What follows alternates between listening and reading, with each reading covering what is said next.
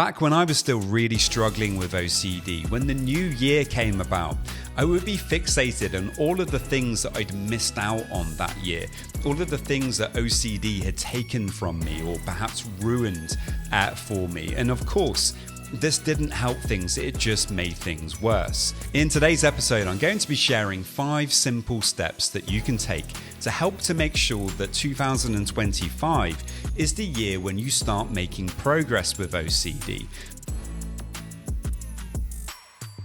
James Clear says, you don't rise to the level of your goals, you fall to the level of your systems.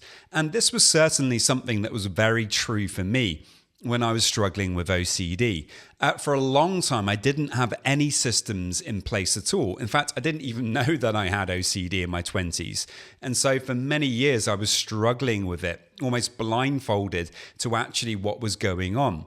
I was dealing with so much anxiety, all of these compulsions. I was finding myself going round in circles in my head with ruminations, trying to fix everything, trying to have certainty about things.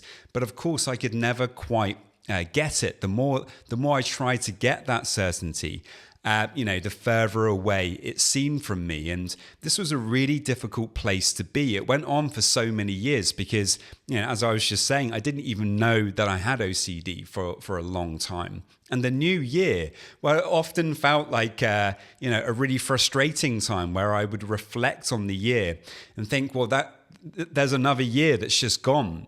All of that time now has been wasted. I haven't achieved as much as I would like to. I haven't done as many things as I would like to because OCD was getting in the way. OCD was making it impossible for me to reach all my goals, or it was making it very difficult for me to enjoy my relationship or, to live in the present moment. But of course, reflecting on my year in that way was not helping me at all. In fact, it was just making things worse. I think it's very important when we are dealing with something that's particularly hard to deal with, something like OCD, that we recognize that in order for change to happen, we have to go about things in the right kind of way. And change typically tends to happen when we make small changes over time. If we try to determine that we're going to change very, very quickly and we're going to do, these massive things, and then hopefully everything's going to just be okay, that we're not going to have to deal with OCD anymore, we're not going to have to deal with anxiety ever again, then we're likely to just stay stuck in the trap of OCD. The important thing is to recognize that change really can happen. You really can learn how to manage OCD much more effectively, as I've been able to do in my life. But what it involves is really kind of breaking things down, not trying to do everything at once, not demanding perfection from yourself, but recognizing that getting over something like OCD is a challenging and daunting task. In fact, sometimes I think when we're really struggling with it, it's almost like we're trying to fight with this kind of mythical beast or this dragon. And, if we look at that dragon and we try to fight it head on, if you just go straight in and run at it and try to attack it, well, you're likely to not do too well. That dragon is probably just going to burn you very quickly. And that's not a situation that you want to get yourself into. So instead, what should we do? Well, we need to think about, little steps that we can take in order for us to begin to fight that dragon in a productive and helpful way. And this might begin with you just doing something small. You might even just look at the foot of the dragon and decide to attack that, rather than looking at the whole thing, which is probably going to make you feel overwhelmed and very daunted. And OCD is very good at creating that feeling within us. With this in mind, then, I've created these 5 simple steps that you can take in 2025 that may help you to really start dealing with OCD in a much different way, a more helpful and positive way. So let's get straight into it. Tip 1 is to focus on one value-driven action per day. OCD is very good at getting us off our path. It's very good at getting us to focus on our fear, on our doubts, on things that could go wrong, rather than focusing on our values, on the things that actually make life interesting and important to us.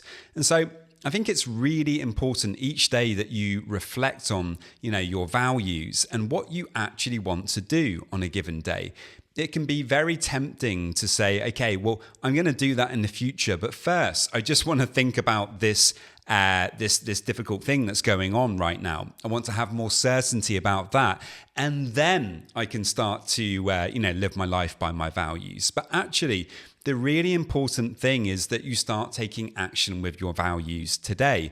I think so often people get confused about values, like they have to, completely work them out, that they have to have this perfect idea of what their values are exactly.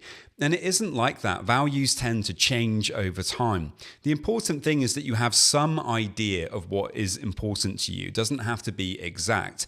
And that you get started as soon as possible, ideally today, by focusing on something that's meaningful and important to you. It could be a hobby. It could be spending time with friends or family. It could be doing something interesting or exciting for you in some way. The important thing then is each day, see if you can focus on a value and set yourself some goals related to that value. Tip 2 is to practice allowing discomfort and not fighting it. Now, this is a massive one. Of course, with OCD, what we're actually doing is we're not wanting to allow difficult emotions to be present.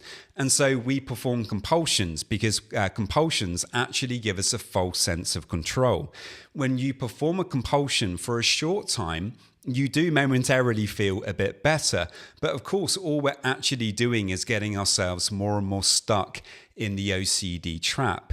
What we have to learn to do instead is to feel our difficult emotions. If we can learn how to do that, when those difficult emotions come up, if you can be present to them and feel them in your body, well, they lose a lot of power over you because you're no longer fighting against them. And instead, you're kind of saying, well, you're allowed to be there. I don't need to get rid of shame. I don't need to get rid of guilt. I don't need to get rid of anxiety. I can actually feel those things and practice acceptance of them. And by doing that, well, you begin to change your relationship with them. It doesn't mean that they're going to, lose all of their power. They may still be uncomfortable. But now that you're not fighting with them, it's a lot easier to deal with. Tip number 3 is to start a simple gratitude practice.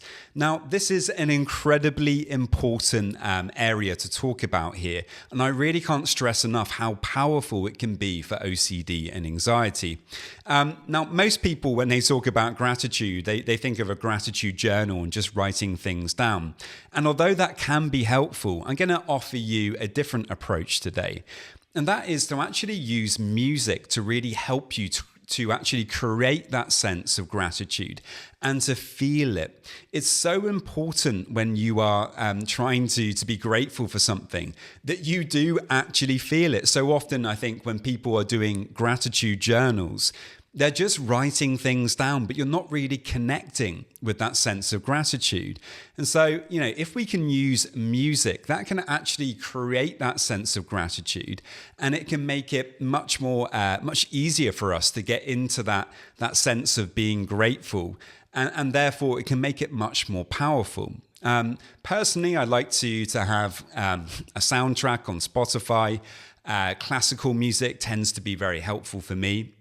Uplifting house music can be helpful sometimes as well. Some people like folk music or whatever's your thing, whatever's uplifting and moving for you. And the idea is to just play that music and at the same time, close your eyes and start to focus on all of the things in your life that you're truly grateful for. Now, this could be people, your friends or family. This could be meaningful work that you do, amazing things that have happened to you, anything at all that you're grateful for. Really try to reflect on it bring it into your mind, imagine it whilst listening to this inspiring and uplifting music. And you might find that this kind of gratitude practice is a lot more helpful than just writing things down, monotonously in your journal. Step 4 is to challenge yourself with one small compulsion per week. Now, exposure and response prevention, or ERP, is known as the gold standard of treatment for OCD, but you don't have to dive in all at once. Try to start by choosing one small compulsion to resist each week. For example, if you always double check your locks, try leaving them unchecked once, or just check them one time and walk away.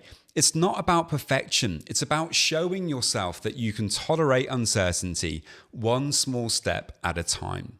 And finally, tip 5, celebrate your wins, no matter how small they might be. As I was talking about earlier, my old kind of New Year review was really focused on, anything that I was getting wrong, really focusing on the OCD and how frustrating it was to have it.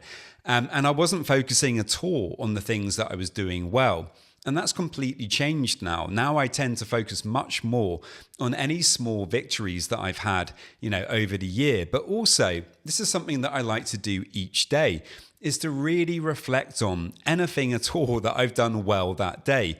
And this is because the human mind is actually very, very good at noticing what's gone wrong.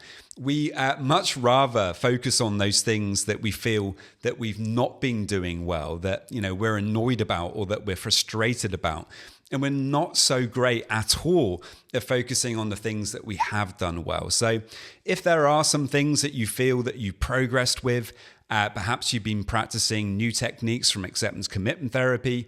Maybe you've been doing some exposure activities. No matter what it is, just point it out to yourself and remind yourself that that's a really positive step in the right direction.